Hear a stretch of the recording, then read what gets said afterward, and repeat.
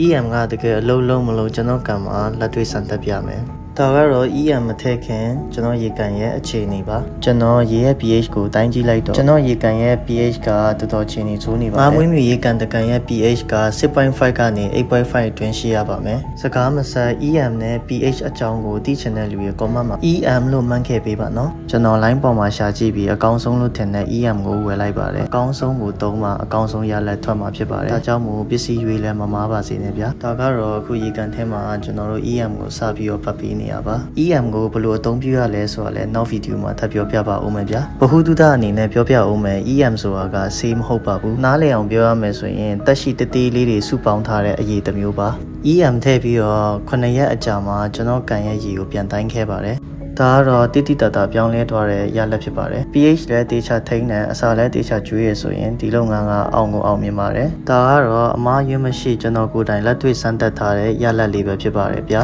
EM ဘေးကဝယ်ရမလဲလို့လက်မင်းနေတဲ့လူတွေအခုကျွန်တော် mention ခေါ်ပေးထားလူစီမှာဝယ်လို့ရပါတယ်ခင်ဗျာအဆုံးထိကြည့်ရှုပေးတဲ့လူတွေအားလုံးပဲကျေးဇူးတင်ပါတယ်ခင်ဗျာနောက်ဗီဒီယိုအတွက် follow လုပ်ပေးထားပါ